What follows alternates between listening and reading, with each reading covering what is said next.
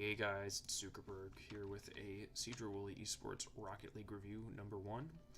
I am ashamed at how many attempts it's taken so far. I don't know if this will be one that actually makes it to YouTube and posted to you guys, but I will just say that there's been a lot of failed attempts, either be it Rocket League crashing or me not making all the points I need to make. So I'm trying my best, and hopefully I can get something out to you guys by today. Today being April 23rd at 6 p.m. I've been at it for about an hour and a half now, trying to post or trying to make something that's post-worthy, but I just haven't met my standards yet. But enough about me. Let's get to the game. Right off the bat, this is interesting. The Merc on competitive. You do you, but I don't know. It's interesting to meme on people in competitive. So let's get started here.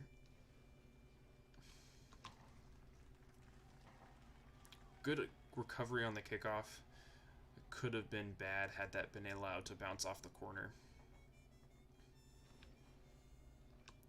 I'm going to do my best to keep the free cam in a place that's optimal for you guys to watch, because it's always good to watch back your own gameplay, see where you guys need to improve mechanically. I'm going to focus mostly on team plays. I'll trust you guys to figure out where you need to work on mechanically. If there's glaring issues, or if you have any questions for that matter, I will happily help you out with that, but I'm here more so for sort of team cohesion, communication, team plays. It's a little bit easier for you guys to work on mechanics on your own time. So this is a good case of offensive positioning. Have someone near the center line. Swift in this case. Doesn't really matter where, behind the boost in the center. But having someone on this line to catch any clears. And in this case, since the ball is on the right side, having somebody on the right side to catch back off the wall is really good. Then you have Vinyl to push, and Jevy's would be the shot taker with Vinyl passing. So this is what you guys want to strive for in most offensive push. This is pretty textbook. Obviously, not every situation fits it, but just know that this right here is phenomenal positioning. And see, there you go. Swift goes for the pass when Vinyl couldn't get it, and Jeby's with the shot attempt. Wasn't complete. That's okay. Still great positioning. Oh, Swift with the takeout. Or Jeby's, rather. You want to avoid situations here where you're waiting for somebody, right? You want to avoid situations like these where you're waiting for somebody on defense to take the shot off the wall. In this case, Vinyl, I would just say hold the goal line and wait for either a successful touch by Jebby so you can push up and grab it, or one of the enemies clearing it back towards net, and then you have a better clear. Not punished, and it wasn't that big of a deal anyway, but something to take note in the future. Goes back to that issue of spacing. Again, good offensive pressure here. If I were to nitpick, Jebby's was up a little bit too far, but again, that's me nitpicking.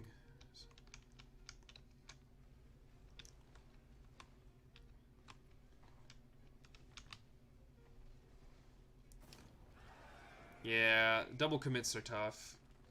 Easy to point out, you know, it's not. I mean, everybody can see that that was not the play there. I'll go back for a minute. So in this case, if in an ideal world, there would be Vinyl pushing, sussing out this guy's flick or shot attempt, and then Jebby's would have a better read on whatever ball's coming at him. And I might have mentioned this already, but the quickest remedy to that is just communication and trusting your teammates. You guys are still relatively new in the grand scheme of things with playing with each other, so keep playing with each other, keep queuing, and all of that will be fixed in no time.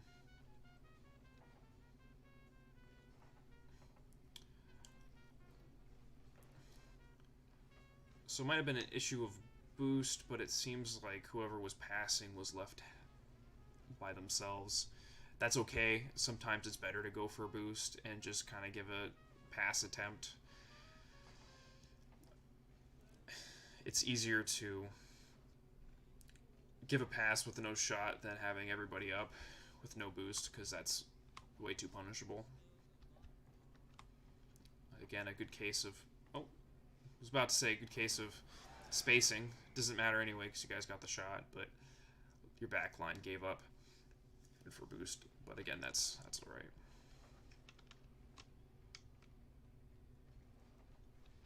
Good wall clear. And good back off by Swift. There was almost a case there where you were all three in the same spot, contending for the same play, but it was quickly remedied. Be it subconscious, conscious or not. It's good to pay attention to those situations. So we're lacking a back line. In this case, Swift probably wanted to stay back until Vinyl got to net. But that's alright, it worked out. Good save by Swift, good recovery by Vinyl.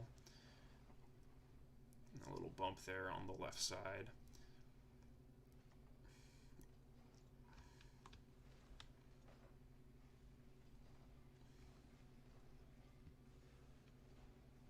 It's looking good so far. Oh, good try. Good on the third man for staying back. That was a risky situation that was played correctly by Jebbies. Especially on those lofty aerial backboard reads. Anything can happen. I've seen instances where people pinch it off the crossbar and have it land in your own goal. So having somebody back is definitely the right move in my book. Bit of a double commit there. That's okay, because you guys landed in different spots. Good divergence from Jebbies and Swift. It started out as a similar push, but you guys clearly read each other and remedied quick. Nice save by Jebbies.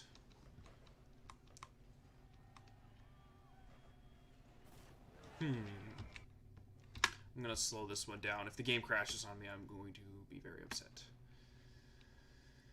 So Swift definitely had every right to go for that. Safe here by Jebbies. It was good stuff. And then Vinyl definitely should be pushing there. So far, so good. I think in this case, Jebbies pushed a little bit too far out and left the back line exposed, and then you're given a situation, if it doesn't back up too much, you're given a situation where it was essentially a double commit between Swift and Jebbies.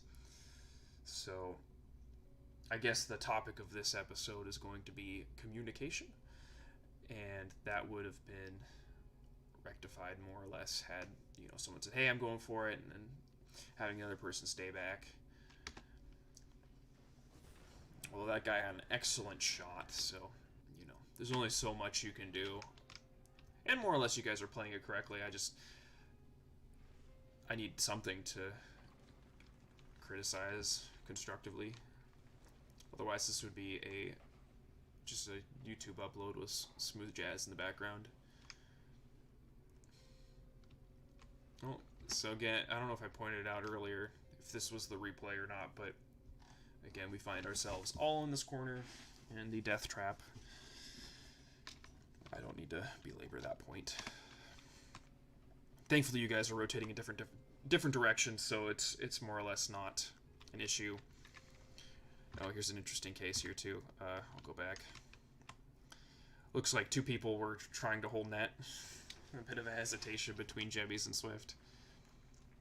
Good on you guys for holding behind the goal line, and I see nothing wrong with what just happened there. It's kind of funny. So it's 2-2. Looks like we head into OT. Small note, if you're in an OT potential situation and the ball is in your half, it's best to just smash it and then reset on kickoff. It's just the safe play. double commit on that. Good on Jebbies for holding back. Again, earlier in this video, I mentioned, you know, if you have a sort of a lofty double commit, it's best for the third man to stay back. If I didn't mention that, I'm mentioning it now. So overall, some good game played there, and I think the main takeaways is spacing between teammates, communicating where you're at, who's going for what, who's not going for what, and in the broader scale, you know, just getting more comfortable with each other, learning the play styles of your teammates, learning who is good at what, who's bad at what, and when to push. So hopefully when I watch this back, I like it enough to post it for you guys so I can feel less bad about taking so long. But if not, then I will give it another try on take 7. So hope you guys enjoyed. Let me know if there's anything I need to change, and I'll catch you guys next time.